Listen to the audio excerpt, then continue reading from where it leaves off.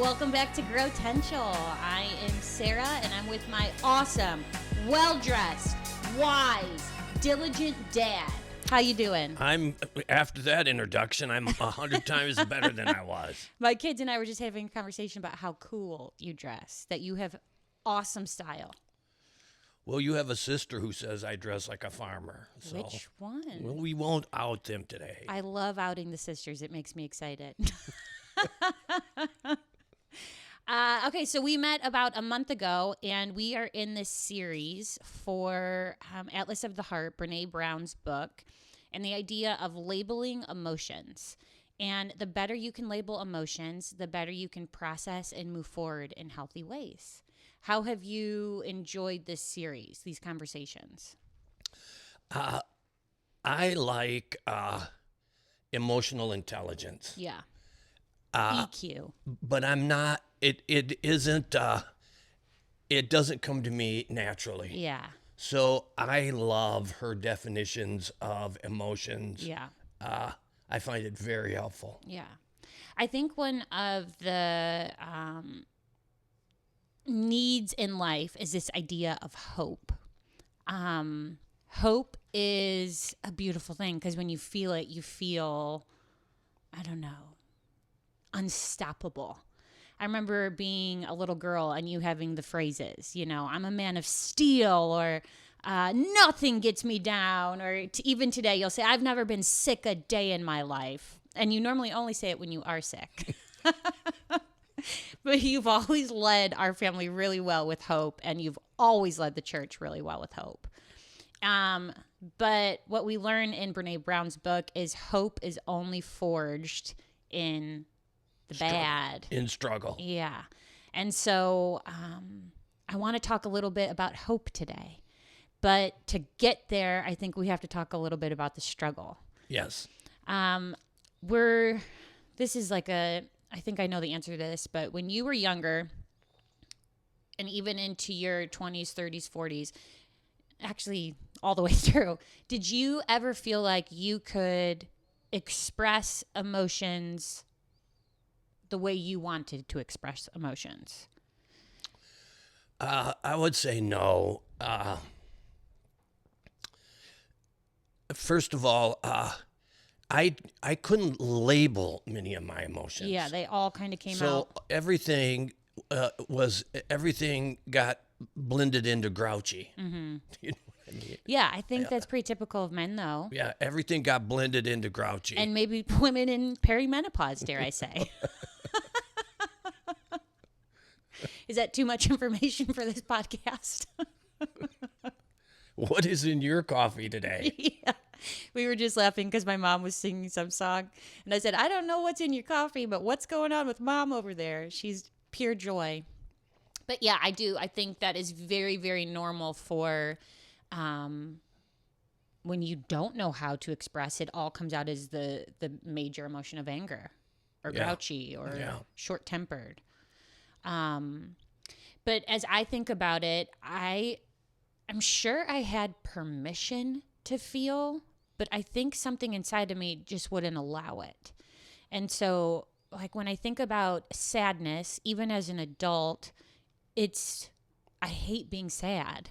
And so I always would try to fake it or push it down or put the mask on or whatever it is rather than feeling it.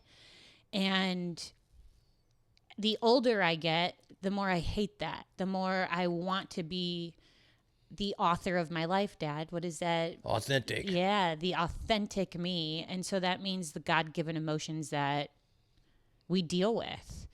And so I think for sadness or grief or whatever came in this chapter, despair, those are emotions that I have definitely stayed away from because I'm the fun one. I am the lifter of the room. And so to ever share sadness has never been easy for me. I don't call my mom and say I'm sad, or I don't call my sisters and say I need help. I stay away from it. But it's not healthy. No, because sadness is, in fact, a motivator sometimes to make changes we wouldn't otherwise make. Yeah. So tell me, let's put it into context then. When is one of the last times you felt truly sad? He hates these questions, by the way.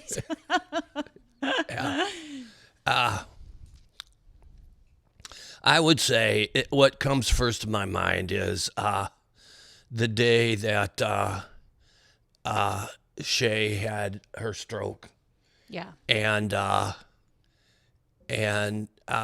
watched them put her on the life flight Yeah.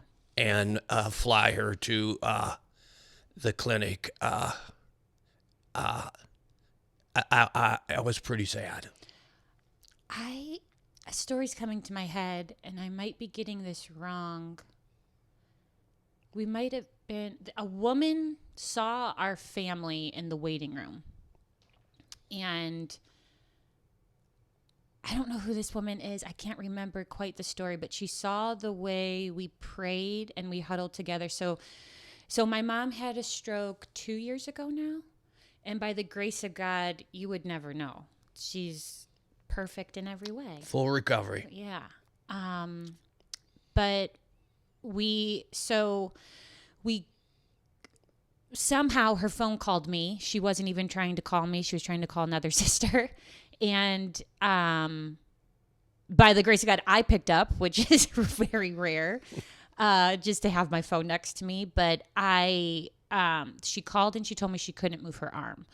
And so I hopped in the car. I didn't even have shoes. I think Lex threw shoes through the window of the car as I was driving out. And I called 911. And we lived at the time, you lived on the other side of Medina. And getting through Medina Square is actual hell. I mean, it is... Tear your eyes out. I remember I called Jacob because you and Jacob were together. We were in an elder meeting. You were at the church in an elder meeting. And I called Jacob, let him know that you and him needed to meet us at the hospital as like now. And I called Mom back and I couldn't get her to answer the phone. And it was like sheer panic. And, by the time I got there, the ambulance had arrived first. And I drove behind her and I could see her face the whole entire time, but they had a mask on her. They put a mask on her. And then we got to the hospital and all the sisters came and we all prayed together. And we got in a circle and prayed. And I think Jacob was there at the time, but someone was in the waiting room and saw it. And it said, she told me it actually turned her closer to God in that moment. That's beautiful, isn't it? I don't think I ever told you guys that. I don't think I heard that. The way our family responded in that, the way she saw us trusting in God, it made her want to trust in God in that kind of way. Isn't that awesome? That's beautiful. Okay, so what was your emotion, Dad? You get to the hospital, it was you and I back in the room with Mom. She pulled down the mask and we could see that her face had drooped on one side. And I remember just locking eyes with you like, oh, it's a stroke. And what was your... Well, yeah, I mean, it's the way I feel sadness is like an emptiness. Do you know what I mean? Yeah.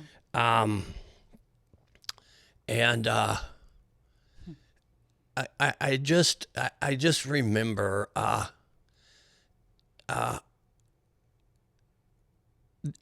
saying to God, I've trusted you my whole life, and now I have to trust you more than I've ever trusted you. Yeah. Would you please help us? Was it in your sermon last week, this idea of trust? I consume so much content that sometimes I have no idea where I got it from. But the idea of trust is I'm trusting you with what I love most.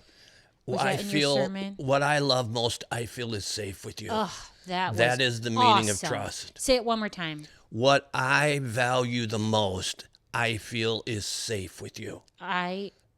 That's a good definition for trust. Well, and it's a good litmus test of, are you trusting God or are you not? Yeah. And I remember there were a lot of emotions in those couple days. You came home and you had dinner with us that night, and I think we cried together. And I think I think actually Jacob and I stayed in Cleveland that night because we didn't want to be far. I wanted to be right there next to the hospital, and we weren't allowed to spend the night because she was in the ICU. So I think Jacob and I stayed at our good friends, the Freezes, and so we could be right there. Makes me sad because I'm just so thankful to God. So am I. Thank you, Father. So thankful. And I'm looking at my mom sitting across from me. Okay, so sadness, she has this idea that it's a self-check, right? I'm not saying it right, but it's the idea of it can guide you into Yes. better thinking. If I allow sadness to work the way it's supposed to, it can motivate me to make changes I need to make. Yeah. It can motivate me to reconsider my connections to others. Mm-hmm. So let's put it in this context of mom. Did that help you? Did that help motivate you in a different way of loving her, or did that help you see things in a way you hadn't seen them before? It made me want to it made me want to not take her for granted. Yeah. It made me want to it made me want to say to God, I treasure Shay. I will not take her for granted. I heard you say, I want to go on adventures with my best friend. You said that to me the last time you guys snuck away for a couple days. Is that a little bit more important to you now than it's ever been? Yes, I think it is. We went for a little adventure yesterday.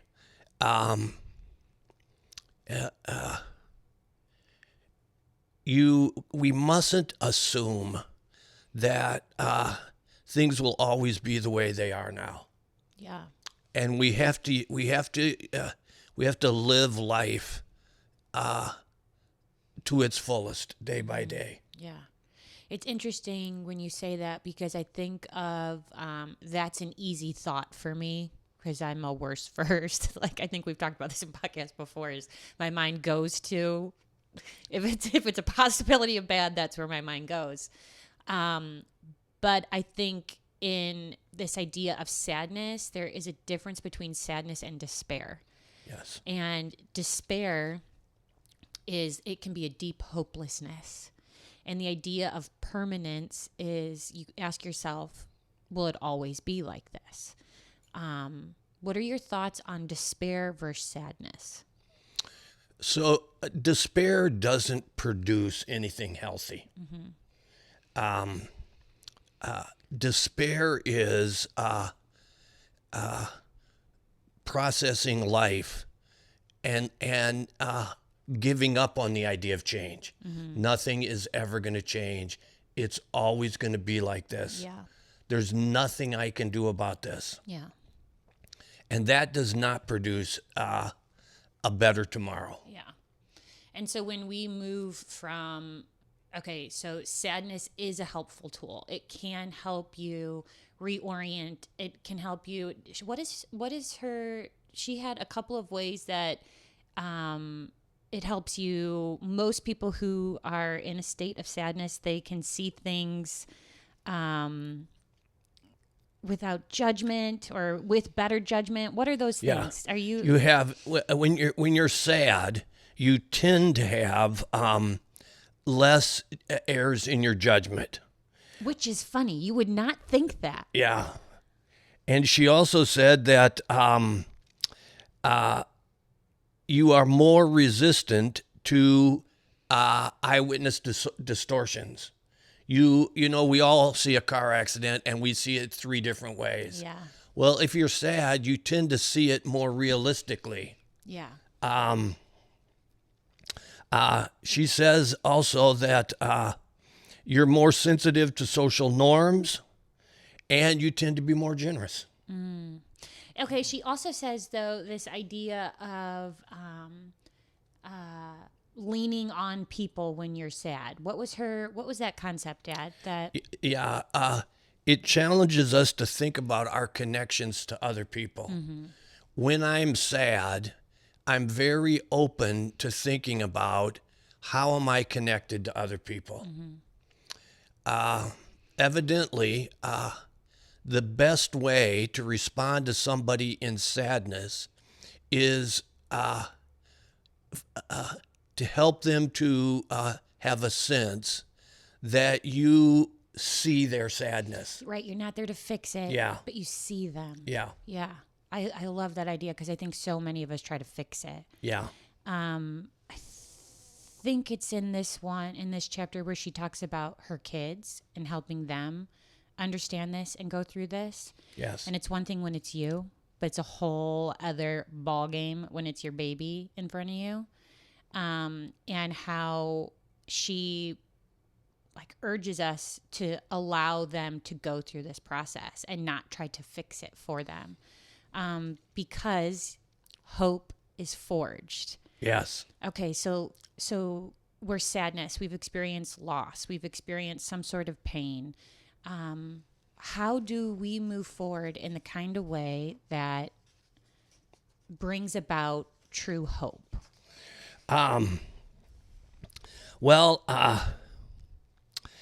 I like the Brene Brown cites the research of C.R. Snyder, Yeah.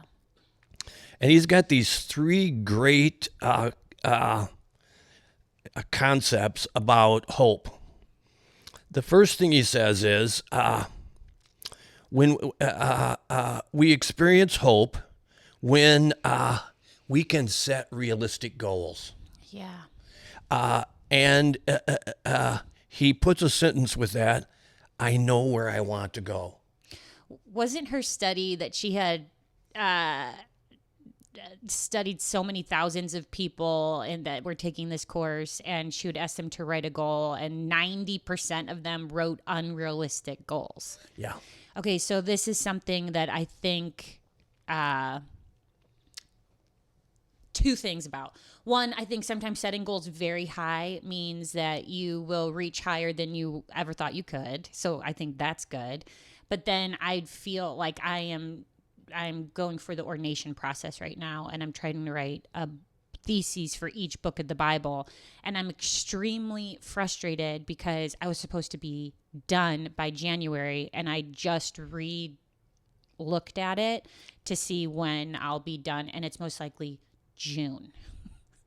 And so I thought I would be so much farther than I am because I read the Bible every year, so it just made sense to me. But when you're studying in that way, it's not the same. And so unrealistic goals are something I'm pretty good at setting. So Or perhaps there is a difference, Sari, between a high goal and an unrealistic goal. So we want to set high goals, but they have to have the qualities of realism. And sometimes it's not the goal that's wrong; it's the pathway to achieve the goal. So the goal to get this done by a certain date, that's a good thing. yeah. All right. But do you have a realistic pathway to accomplish that goal? Okay, so what would that look like? What would writing goals with a realistic pathway look like? All right. If I'm going to do this, let's just use the thesis statement. If I'm going to be done, then that means I have to do this many thesis statements a month. Yeah. All right. Now, can I look at my schedule and say I can put blocks of time in that guarantees I can get that done? Or when I look at my schedule, do I say I cannot get enough blocks of time in. So the goal is good. The pathway has to be changed. Yeah. Okay, so as far as hope goes, then, so I'm setting a realistic goal. What did he say? He put a line with that. Can you repeat that line? He The put line is, I know where I want to go. I know where I want to go. And that's where hope comes in then. Yeah. Hope thrives when I look into the future and say, I know where I want to go. So I am feeling a loss. Okay. I think I talked about in our last podcast. My kids, I'm pretty much an empty nester right now. They're pretty much gone Monday through Friday, and then they all come home on the weekend. So it's total chaos. But Monday through Thursday is lonely. And so it feels like a loss. It feels like a loss of something I love. So I'm looking forward now, and I'm going to say, okay, I want to create a goal that will help me what? Yeah, where do I want to go? Yeah. Not okay. You're in your 40s. Okay, what do you want your life to look like when you're 50? What would you like your life to look like when you're 60? What are some of the things that you have the opportunity to do now that you haven't had the opportunity to do in the past? Yeah. I got a puppy. Yes, a beautiful one to boot. I just stole all my freedom. Yeah, she's beautiful. I love her. Okay, so it's no different. Okay, I'll be 72 next month. All right, but I'm sure I'll live another 5 years. So it's no different saying, what do I want my life to look like in 5 years than it was when I was 25 and saying, what do I want my life to look like in 5 years? Yeah. Now the things change, but the process is the same. Mm-hmm. The process is the same. So you're looking ahead. What's the next one, he says, Dad? A pathway. I not only know where I want to go, I have an idea how to get there. I not only have an idea how to get there, I'm developing the quality of persistence. And if my first run at this doesn't work, I'm going to change my pathway. Yeah. I'm going to persist. Yeah. There is a way forward.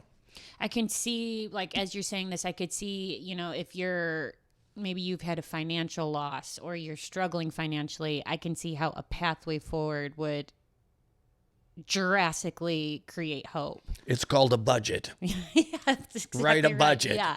Well, Jacob and I were our dream is to have a piece of property that all the kids could build on one day.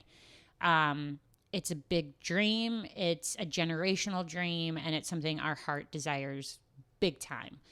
And that creates hope for me in a huge way, because how beautiful would life be if my grandbabies could just walk over to my house? Doesn't that sound so fun? Yes, it does. But yeah, so we're in budget zone right now of, okay, how much money will that cost? How much money do I have to save every single month? And it's exciting to me. I'm hope. You're feeling hope. I'm going to try to put more in than I said I needed to put in. And so trying to find ways to save money here and there so it can go straight into the Burger Homestead Fund. But yes, okay, I love this. Keep going. What's next? All right, then the last piece, according to Snyder's research, is I have a sense of competence. I have a sense that I can do this. I know where I want to go. I have some idea how to get there. I have the quality of persistence, and I feel competent that I can do this. Okay, so I guess that leads me then to, what if you don't feel competent? Does 1 and 2 lead you to feeling more competent? Is that the idea? Or then maybe if I don't feel competent, I need to start asking myself, what do I have to do to become competent? Okay. But I'm still hope is still driving change. Right? 1,000,000%. I'm moving toward a preferred future. I'm not drifting through life. I'm thinking about my schedule and about my energy, and And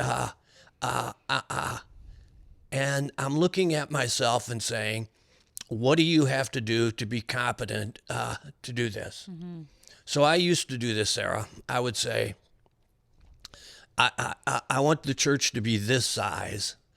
And if it's going to be this size, I have to be competent to lead a church of this size. And get the right leaders around you. Yeah. Yeah. So what do I have to do to improve my competence as a leader? Yeah. So I would go to seminars. I would read leadership books, all to make myself competent for goals that I was setting. Yeah. That's good. So I'm thinking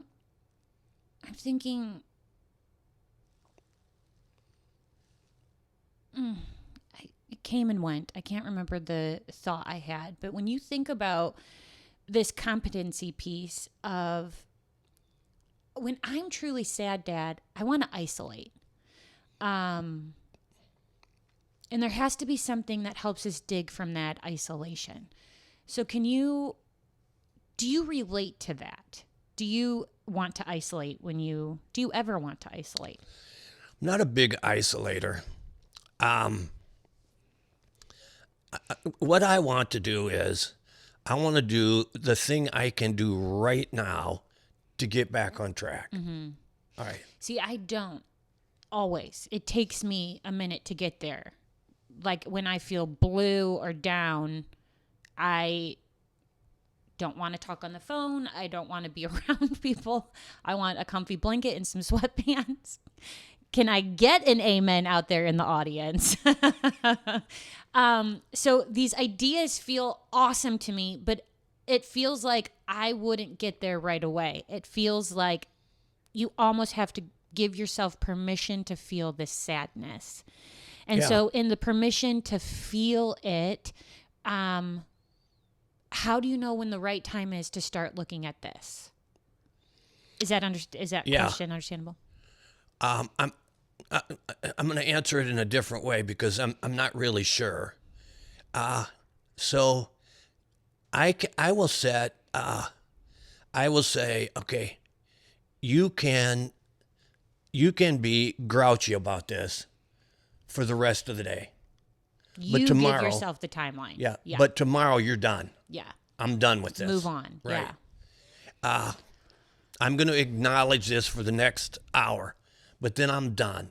This is not going to set my agenda. And I do want to differentiate. Sadness is different than grief. And maybe we could do our next podcast on grief. We could do that. Because there are losses in life that are so painful, setting the timer is not going to work. And Right. you have to go through things differently. But sadness for me and for many people are things that we can overcome. Maybe it's like the loss of whatever goal or dream or the loss. And so you're reframing your mind to look ahead, to have this hope. So our next podcast we'll do on grief. Does that sound good? That sounds good. As you have lived your life and learned along the way, God has been the most loving, gracious Father. And I know that because I know you. What would you say to somebody who's in this sadness, listening to this and wanting hope when it comes to going to a God like we have?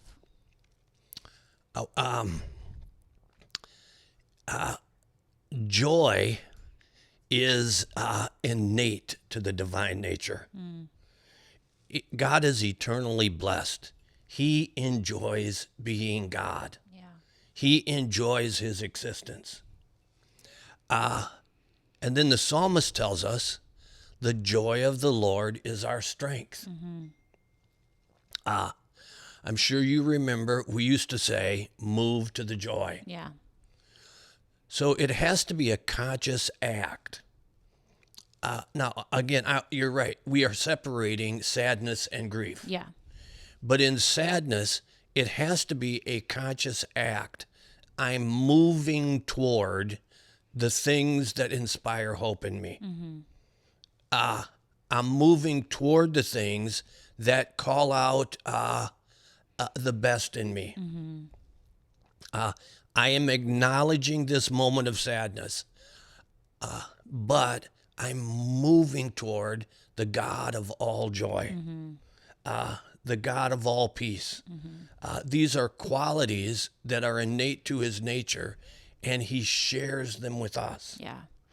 You are doing a sermon series right now on the attributes of God, the moral attributes of God. And the idea is the better you know who God is, the more in love with him we become. Right. And Lex and I are working on a sermon series that was her idea that we're going to be doing at midweek that partners so beautifully with yours. Is in the Westminster Confession or Catechism, it says the chief end of man is to glorify God and enjoy him forever. And so we're going to be looking at, if we exist to glorify God and enjoy him, then what is it and how do you do it? And so I would highly recommend these 2 sermon series. If you are a part of Christ Church or if you're not, I highly recommend them. Because I think the more you know about God, it's inescapable how much you love him. Yeah. And if our chief end is to glorify him and enjoy him, then what does that mean and how do you do it? Thank you for this. I think it's uncomfortable to talk about vulnerable things, but I think it is the part of humanity that we need to connect in deeper, richer ways, that our emotions are a part of who we are. And there is a reality of sadness and despair, but there is beauty in hope and using sadness, not pushing it down or putting the mask on, but using it to guide you into a healthier future. Thanks for your wisdom and thanks Thank for your you. understanding. Good conversation. I love you. I love you. My best friend. And I'm your favorite daughter. We heard it here first, folks. Have a great week. You didn't even nod. If you like, didn't even